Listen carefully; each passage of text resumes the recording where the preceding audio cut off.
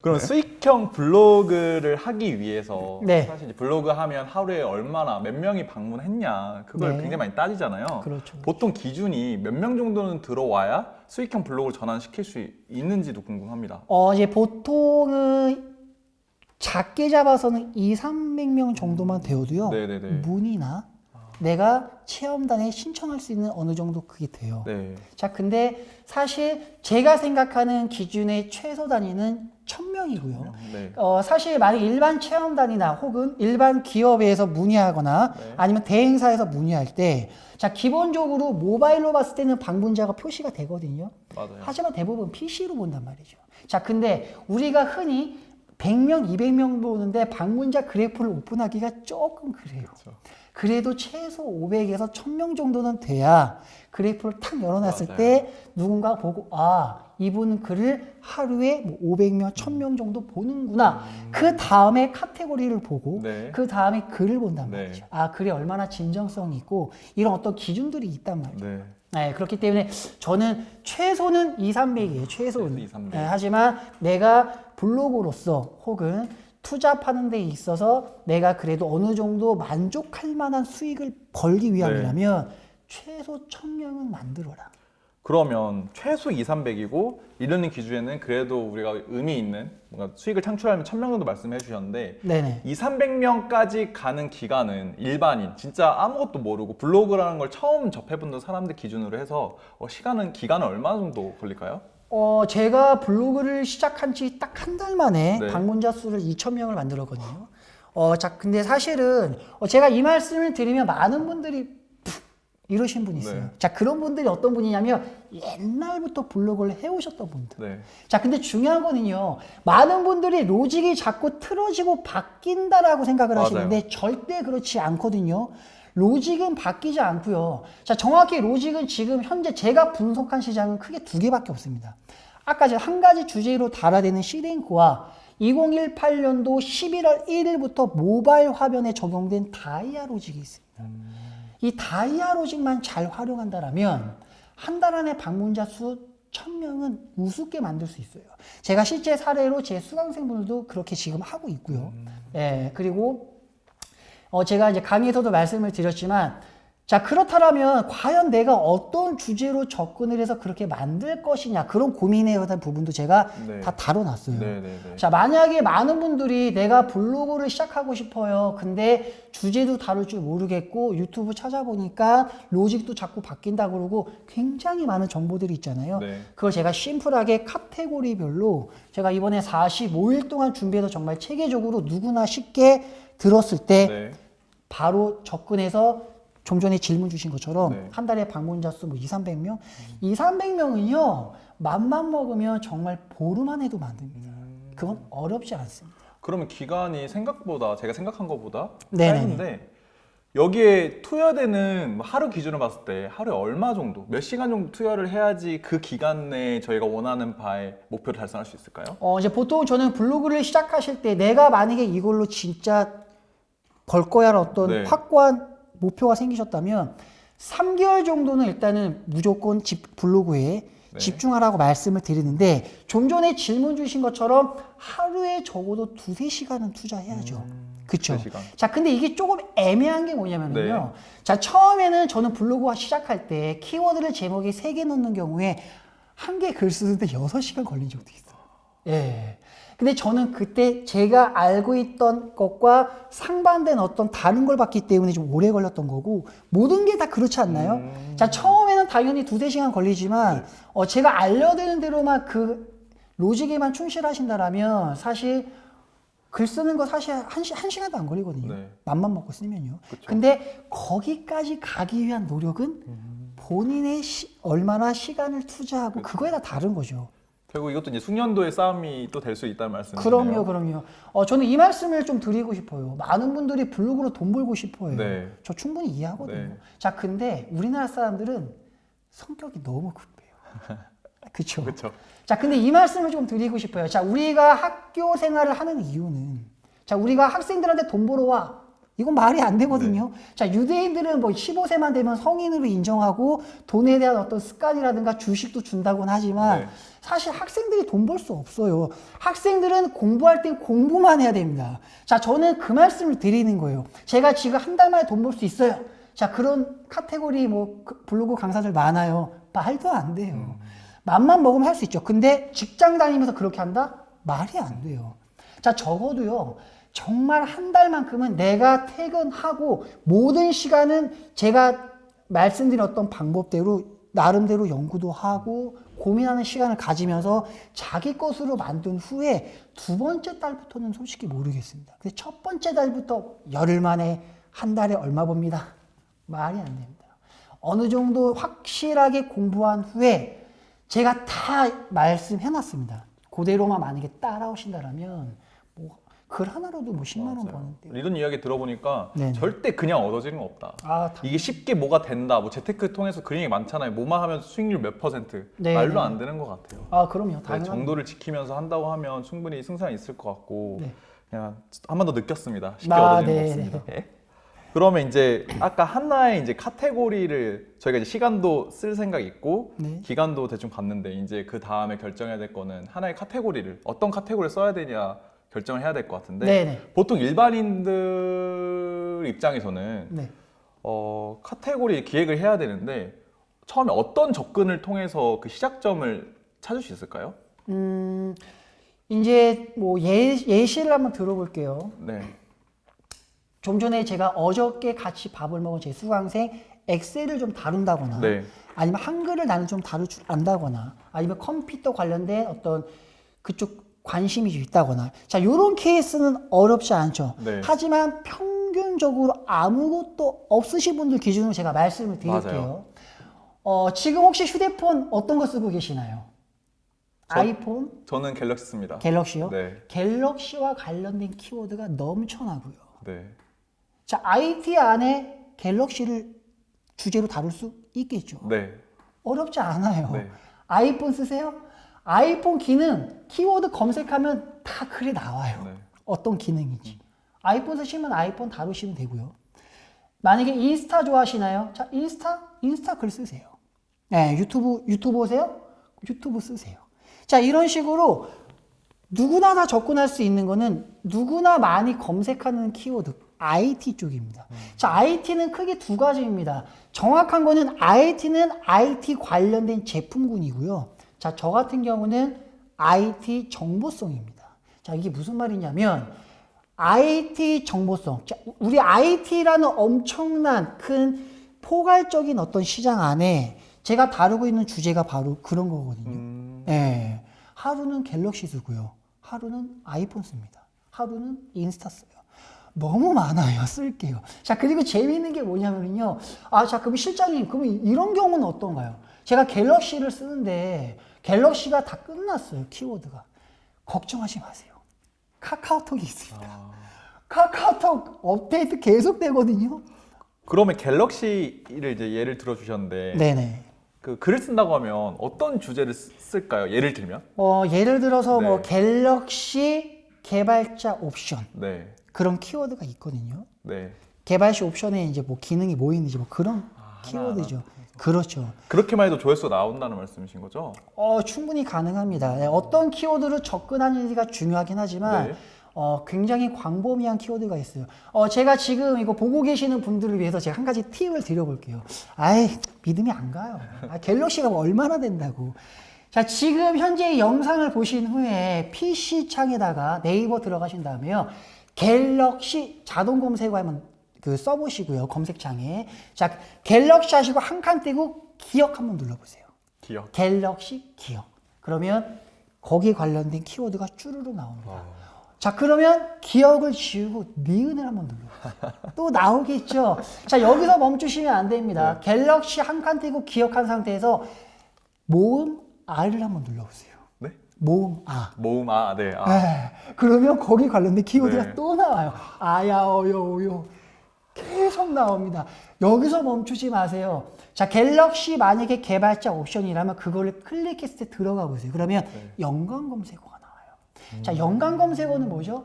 연관성이 있는 키워드인데 비슷한 것도 있지만 다른 키워드가 네. 있습니다. 그럼 그거 클릭해서 또 들어가 보세요. 경우의 수가 엄청 나오겠는데요? 엄청 나옵니다. 그거 하나만 해도요. 네. 충분하고요. 제가 지금 알고 있는 하루에 1포가 아닌 일주일에 2-3번만 포스팅해도 최적화를 시킬 수 있는 그런 로직을 제가 담아놨거든요. 네. 만약에 그대로만 하신다라면 내가 만약에 갤럭시만 쓸 거다? 뭐 기본 2년은 거뜬하죠. 어렵지 않아요. 자, 보세요. 저 같은 경우는 지금 일주일에 3번 발행하거든요. 자, 그러면 일주일에 3개면 한 달이면 12개밖에 안 돼요. 네. 자, 그렇게 만약에 1년 해봤자 몇 개 안 됩니다. 그러네요. 근데 키워드는 너무 많아요. 그리고 요즘에 줌도 뜨잖아요. 네, 지금. 줌 관련된 거 쓰세요. 자, 그러면 어떤 일이 발생하냐면 이게 파생적인 거거든요. 내가 만약에 줌을 쓰잖아요. 그러면 네. 어플과 관련된 회사에서 연락이 옵니다. 네, 글 하나 써주세요. 안 오겠어요? 온다라는 거예요. 줌 경쟁사예요. 요즘에 네이버 웨일에서 네, 또 맞아요. 오픈했잖아요.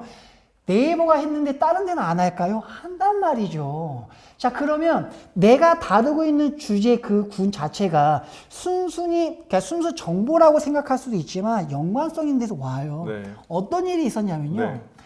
제가 뭐 지금은 파워블로그 강사로 활동하고 있지만 저는 원래 스타트업 사업자거든요. 어플을 개발을 했어요. 마케팅이 막혀서 블로그를 시작한 거예요. 제가 그거 물어보려고 했거든요. 아, 그래요? 처음에 어떻게 시작하셨는지. 네, 그래요.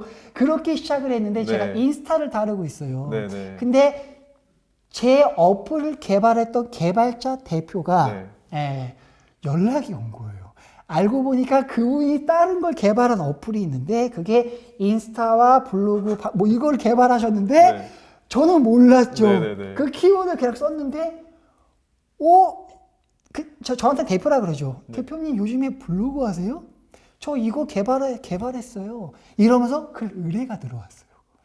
네. 자, 제가 말씀드리고 싶은 거는요. 자, 수익형 중요합니다. 당연히 우리가 돈을 벌기 위해서 시작을 해야 되지만 키워드마다 파생적으로 올 수 있는 연락이 굉장히 많다라는 거 꼭 약간 잠재성이 있다라는 거 좀 말씀드리고 싶고요. 자, 갤럭시를 다룬다? 갤럭시 회사에서 연락 안 올까요? 옵니다. 자, 제가 다루고 있는 주제 중에서 강의 주제입니다. 키워드 파워라는 게 있어요. 자, 키워드 파워가 제가 간략하게 소개 좀 드릴게요. 한 가지 주제로 정보성 키워드만 발굴해서 글을 쓰잖아요. 그러면 AI가 나를 전문가로 인정해줘요. 네, 이거 정말 무서운 거예요. 네.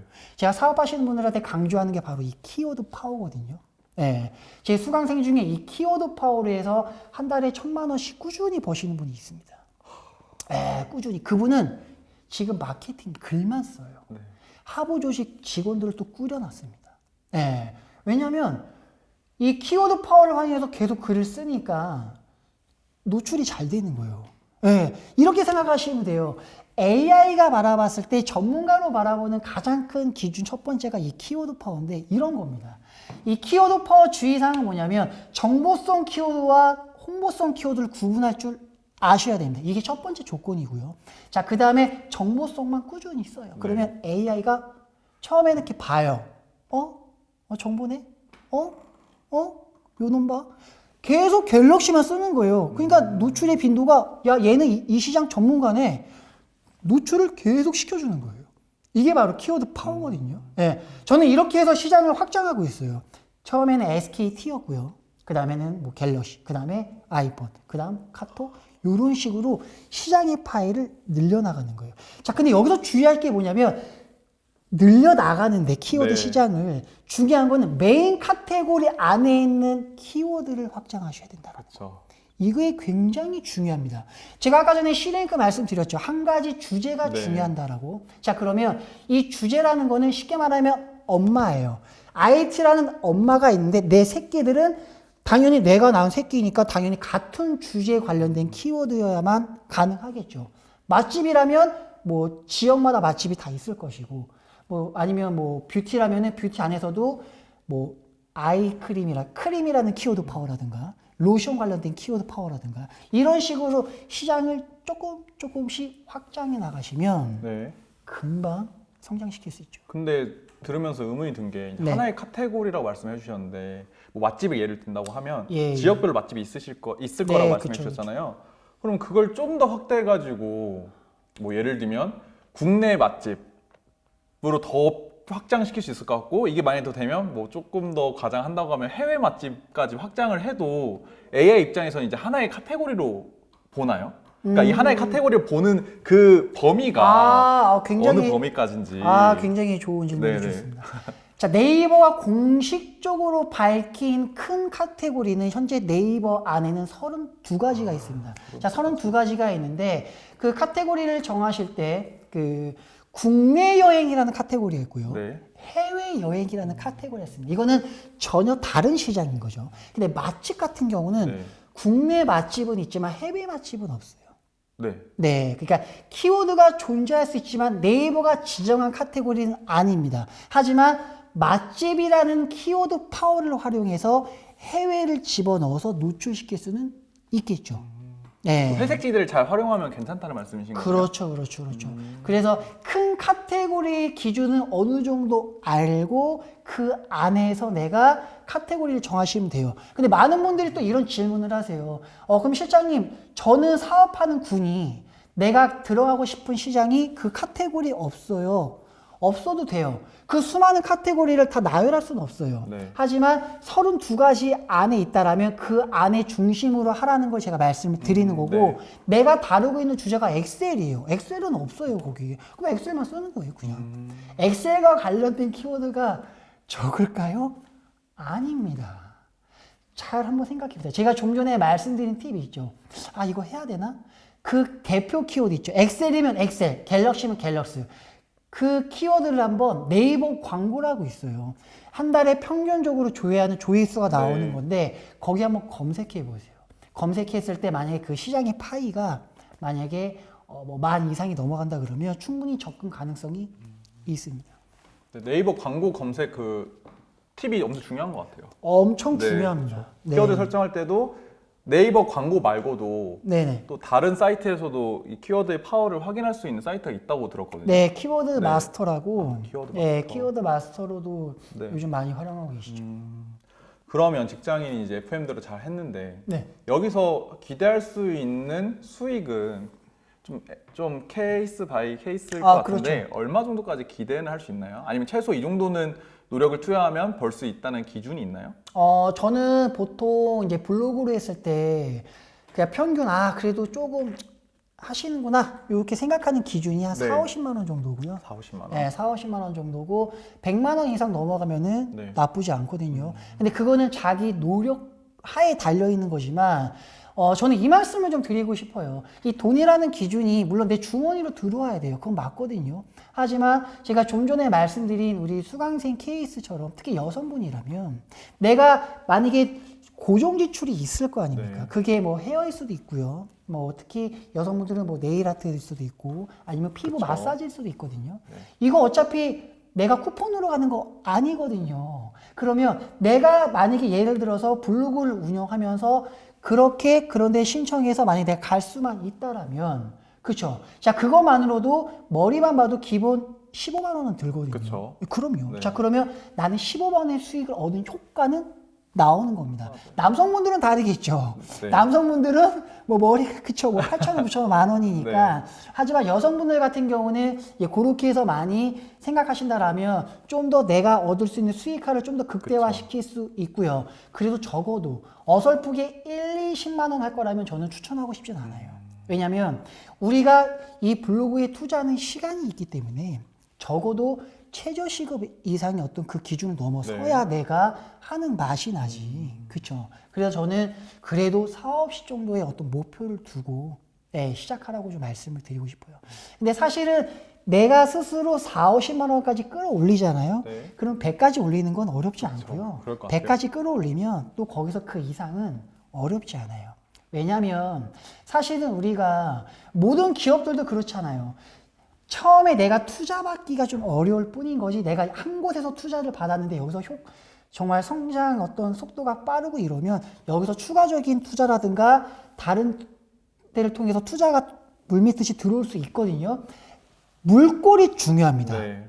한 개, 두 개의 물꼬를 트기가 어려워요. 자, 재밌는 게 뭐냐면요. 제가 만약에 대행사예요. 대행사인데 물꼬를 텄어요.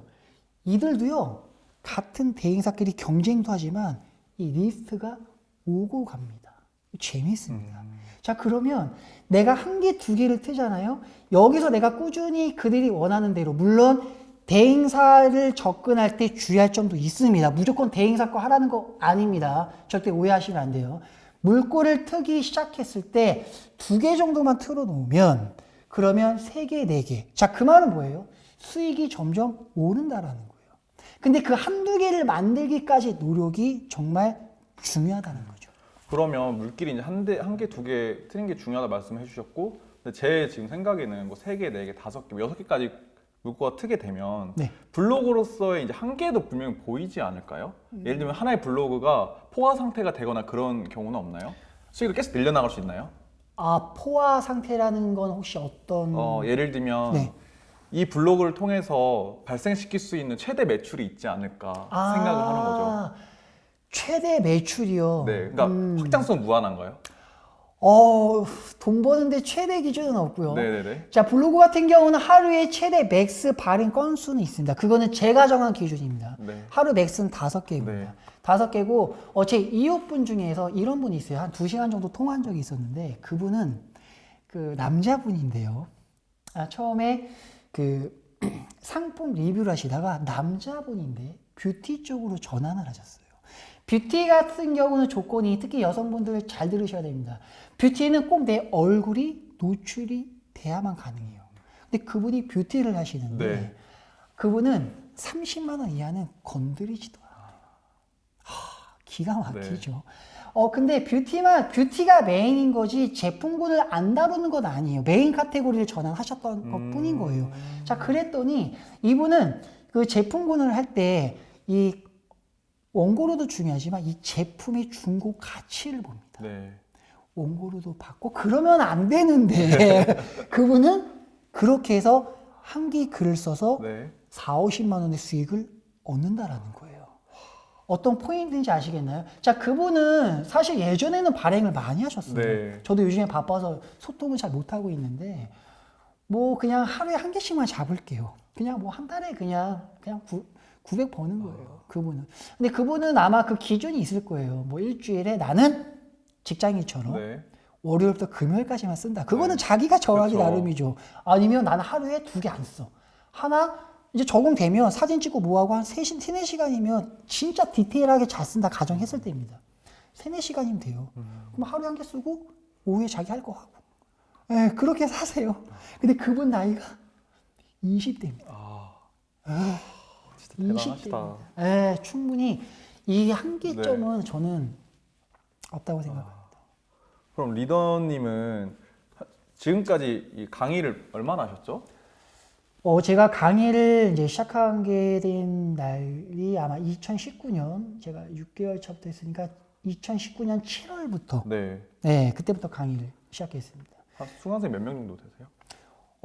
지금 이제 코로나 때문에 멈췄지만 그때 엄청 불같이 막 했었거든요. 한 1200명 정도 됐던 것 같아요. 그럼 그런 수강생분들 중에서 가장 잘 된 사례 한 3가지 정도 말씀해 주실 수 있을까요? 일단 개인 블로거 분 같은 경우는 제가 굉장히 지금 생각해도 정말 뿌듯할 정도의 분인데 그분은 영어 교사로 지금 직업이 있으신 분이 뷰티 블로거입니다. 뷰티 블로거인데 지금 현재 1방문자 수가 하루에 4만에서 많게는 6만 명까지 와요. 와. 그분은 이미 끝났죠. 자, 이미 인플루언서 당연히 됐겠죠. 자, 인플루언서가 되면은 특히 상위 노출되는 어떤 그게 더 많기 때문에 특히 브랜드사에서는 인플루언서한테 더 민감합니다. 그럴 수밖에 그 팔로워가 있기 때문에 물밀듯이 들어옵니다. 이제는 모르겠어요. 당연히 학원 그 교사 활동을 멈추지 않을까 언젠가는. 그렇죠. 4만 5만이 엄청난 거죠. 하루에 4만이면요. 그분 블로그 들어가 보면 네이버에서 뭐 한 22위인가 그래요. 그 22위가 전국 기준이 그건지는 모르겠어요. 모르겠는데 이제 그렇게 해서 성공한 사례가 있고요. 그리고 특히 사업하시는 것 같은 경우는 그 토플 강사님이세요. 그분도 어려요. 요즘에 어리신 분들이 그렇게 열심히 하는지 모르겠어요. 그분 같은 경우는 제 저품질 글을 보고 문의해 줬던 분이에요, 문의. 그러니까 그분은 그 블로그가 자기 모든 것이었어요. 네. 마케팅이 토플 강사로서 잘 되다가 저품질로 글이 노출이 안 돼서 정말 고심하고 진짜 모든 걸 내려놓고 싶을 정도로 정말 힘들어하셨거든요. 제가 1대1 컨설팅을 하고 저품질에서 끄집어내고 이제 성공을 시켰는데, 자, 그분 같은 경우는 지금 현재 직원이 한 10명 정도 돼요. 블로그로만 마케팅을 하세요. 그분은. 와. 10명 정도가 되고요. 그리고 지금은 이제 블로그에서 하루에 한 2,000명 정도 들어와요. 네네네. 이제 거기서 인스타 쪽으로 확장했습니다. 네. 네, 저는 이거를 되게 좋아해요. 특히 많은 분들이 특히 이제 저는 아무래도 아까 말씀드렸지만 사업자분들이 많다 보니까 네. 블로그면 블로그만 해서 성공시켜야지 블로그 조금 인스타 조금 이거 안 좋거든요. 네. 네, 근데 그분은 정말 FM대로 가고 계세요. 이제 다른 분은 뭐냐면 이제 부동산 영업하시는 분인데 그분은 부동산 그 사업자가 있는 게 아닙니다. 네. 영업 사원입니다. 네. 영업 사원인데 아까 제가 키워드 파워 말씀드렸죠. 네. 이분입니다. 이 부동산 시장은요 정말 재미있는 게 모든 키워드가 일반 개인들이 다룰 수 없는 키워드예요. 그분이 이제 부산에서 영업하시는데 뭐 부산 원룸을 개인이 쓸 일이 없거든요. 그렇죠. 부산 뭐 지역구 사상구 뭐 투룸. 네. 그러니까 원룸 시장 접수, 투룸 시장 접수, 쓰리룸 시장 접수. 이해되시나요? 와. 자, 그분 같은 경우는요, 회사 규모가 좀 적진 않아요. 그 네. 사장님이. 네. 그래서 이 부산 지역의 80% 물량을 인프라를 통해서 연결시킬 수 있는 시스템이 또 있더라고요. 그러니까 이분은 자기 밑에 하부 조직이 한 4, 5명 정도 따로 있어요. 이분은 글만 써요. 그래서 바로 연결시켜요. 쫙쫙. 예. 그래서 제가 지금 궁금하잖아요. 그래서 사실 뷰티 블로거분한테는 이제 개인 어떤 그런 것 때문에 네. 얼마 버냐고 다들 궁금한데. 민감한 뭐 안 여쭤봐도 바로 말씀해 주시네요. 아, 그래요? 네, 아, 궁금하니까. 네, 네, 네, 왜냐면, 네. 제가 사실 이 블로그를 브랜드 마케팅 용도로 시작했고, 지금 저는 감독 역할을 하면서 지금 네. 이거 내 인지도를 키워나가고 있는 거지. 제가 블로그에서 이걸로 돈 벌고 이런 건 아니거든요. 그냥 용돈 형식이긴 한데, 실제로 우리 수강생분이 얼마 벌인지 물어봤는데, 네. 사업하시는 분들은 일단 1,000만 원 이상은 번대요. 네. 뭐 그 이상 말은 안 하더라고요. 네. 제가 물어봤죠, 조심스럽게. 그러니까 제가 이제 특히 이제 항상 말을 해요. 특히 사업하시는 분들한테 1,000만 원 이하 버실 생각이라면 블로그 시작하지 마세요. 그리고 3개월은 몰빵하세요. 그때 또 코로나 시기였어요. 제가 진짜로 많은 사업자들의 성공 사례를 만들고 제 어떤 이 수강료를 좀 올리고 싶어서 네네. 솔직히 말씀드리는 네네네네. 거예요. 돈 벌어야 되니까 올리고 싶어서 3개월 동안 진짜 퇴근하고 아무것도 하지 말고 그럴 사람만 신청하시라고 제가 그렇게까지 해서 제가 진짜 모든 걸 쏟아부었거든요. 네. 그랬더니 이제 1,000만 원 이상은 벌죠? 조심스럽게 물어봤죠. 아, 실장님 부산 한번 내려오세요. 그 정도. 그러니까 1,000만 원 이상은 벌 수밖에 없죠. 왜 부동산 중개 수수료가 양쪽으로 받는데. 많이 버실 것 같아요. 제가 봐도 뭐 1,000만 원 밑에 최소고 진짜 한 4, 5명 정도 있다고 그쵸. 하시니까. 많이 버실 거예요. 특히 영업 쪽은 더욱 더. 그렇죠. 그러면 이번에 저희 사회당지에서 클래스를 오픈하셨잖아요. 예, 이게 예. 다른 강의와 차별점이 어떤 게 있는지, 예를 들면 블로그 같은 경우는 워낙 이제 글들이 많이 이제 돌아다니다 보니까 키우는 방법에 대해서 네, 유튜브만 보더라도 좀 알 수 있는 부분일 것 같고, 그쵸. 아니면 다른 곳에서 쉽게 찾아볼 수 있는 어떻게 보면 고객들 입장에서는 노하우라고 볼 수 있을 것 같거든요. 그쵸, 그거에 대한 차별점이 있나요? 이제 가장 큰 차이점은 제가 이제 좀 전에 말씀드린 피드백 프로그램인 것 같아요. 사실 강의 프로그램. 좋은 강사 많아요. 네. 그리고 뭐 요즘에 카톡으로 다 모아서 질의응답하고 다 하거든요. 근데 정작 중요한 거는 블로거의 니즈를 파악하고 그들의 문제점을 해결할 수 있는 게 저는 그게 정말 중요하다고 생각해요. 그래서 이 강의의 어떤 특징 중에 하나가 바로 피드백 프로그램입니다. 그러니까 뭐 이런 거죠. 저도 사실 강사긴 하지만 소비자잖아요. 저도 강의 듣거든요. 네. 들을 때 분명히 혹해요. 근데 실천해도 뭔가 이게 맞는 건지도 모르겠고 이런 애로사항이 있다라는 거죠. 근데 다른 데 없는 사이다 경제만 있는 가장 큰 강점 중에 하나가 저는 이 바로 피드백 프로그램이라고 생각을 해요. 제가 단순히 뭐 한 달에 한 번 딱 하고 끝내는 것이 아니라 우리 수강생들을 성공시켜야만 제가 계획한 체험단 이 시스템이 성공할 수 있기 때문에 우리 수강생들을 성공시켜야 되는 책임감과 의무가 있습니다. 여러분들이 돈을 벌어야만 제가 만든 회사가 매출을 일으킬 수 있는 상호 간의 어떤 이런 시너지를 제가 그렇게 시스템을 구축했기 때문에 만약에 사이다 경제를 통해서 수강하신 수강생 분들이라면 단순히 강의가 좋다고 해서 거기서 멈추지 마시고요. 이제 카톡방을 통해서 뭐 궁금한 거 물어보기도 하지만 정말 중요한 거는 내가 강의 내용대로 잘 하고 있는지 점검하는 게 정말 중요합니다. 자, 분명히 제가 이제 피드백을 진행하는데 어떤 분들은 그렇게 말씀하실 거예요. 아, 내가 이거를 깜빡하고 있었네. 네, 분명히 나는 A라는 분에게 피드백을 하지만 다른 분들도 아, 이걸 깜빡했구나. 근데 이 글을 보면서 아, 이거는 이렇게 해도 되겠구나. 자, 그러면 제가 이게 왜 노출이 안 됐는지도 알려줄 거란 말이죠. 자, 이거는 이렇게 해서 아, 이거는 이렇게 내가 그때 봤던 강의 내용이 이거였구나. 잘못 이해하신 부분도 분명히 있을 거고요. 이거 정말 재미있거든요. 예, 이 피드백 프로그램은요, 제가 단언컨대 지금 현재 현존하고 있는 블로그 강사분들 중에서 아마 없을 겁니다. 예, 좋은 강사 진짜 많아요. 저 인정합니다. 그러면 피드백 프로그램은 사이다 경제 클래스만 들으면 네네. 무료로 진행되는 부분인가요? 네, 원래 사실은 이 네. 부분도 사실 유료로 생각까지 했었지만 사실 뭐 지금 코로나 때문에 특히 뭐 사업하시는 분이나 부업하시는 분 다 힘들어서 이렇게 진행을 하시는 건데 제가 받을 수 있는 그냥 최소의 금액만 측정해 놓은 상태에서 이 피드백 프로그램은 사이다 경제 수강생분들만 저와 함께 같이 할 수 있게끔 네. 준비했습니다.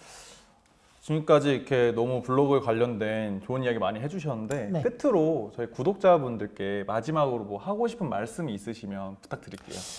네, 지금 현재 블로그 같은 경우도 시장의 트렌드나 어떤 주의할 점 그리고 이제 여러 가지 변경되는 부분들이 많이 있거든요.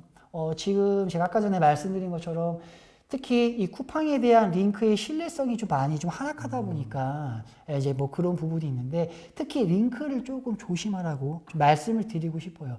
사실 네이버에서는 이 링크가 어떤 낚시성 링크나 아니면 대량성 링크를 피하라고 말은 하고 있거든요. 근데 내가 올린 링크가 내가 작성한 제목과 맥락에 맞지 않는 링크를 넣어도 사실 크게 문제는 안 되지만 네네. 링크에 대한 신뢰성 부분이 지금 쿠팡으로 인해서 약간 시장의 흐름이 조금씩 변형되는 분위기가 좀 보이다 보니까 링크를 만약에 내가 넣었다라면 내가 발행한 글이 혹시 제목에 잡히는지 검색했을 때 그 부분을 좀 체크하라고 좀 말씀을 드리고 싶고요. 그리고 작년도만 해더라도 사실 이 동영상 같은 경우는 체류 시간에 어떤 영향이 있었지 이게 노출과는 전혀 상관이 없었거든요. 네. 그래서 저는 이제 영상을 잘 안 넣었었는데 올해 노출이 이상하게 잘 안 되더라고요. 여러 가지 테스트를 해본 결과 영상이 들어간 것과 안 들어간 것의 노출의 빈도가 차이가 있더라고요. 그래서 지금 이 이거 지금 영상을 보고 계시는 분들이 네. 혹시라도 뭐 사이다 경제를 통해서 강의를 수강하지 않는 분이라 할지라도 내가 블로그를 운영하고 네. 있다면 제가 좀 전에 말씀드린 링크 관련된 거 꼭 체킹하시고 만약에 내가 정말 힘들게 2-3시간 글을 썼는데 영상 그거 사실 어플로 이렇게 해서 GIF 얼마 안 걸리거든요. 네.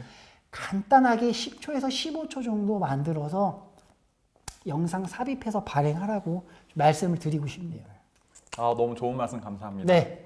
네, 지금까지 그 블로그 대가 정 실장 리더님 모시고 좋은 이야기 나눠봤습니다. 네, 여기서 마무리하도록 하겠습니다. 네. 감사합니다. 네, 감사합니다. 네, 감사합니다.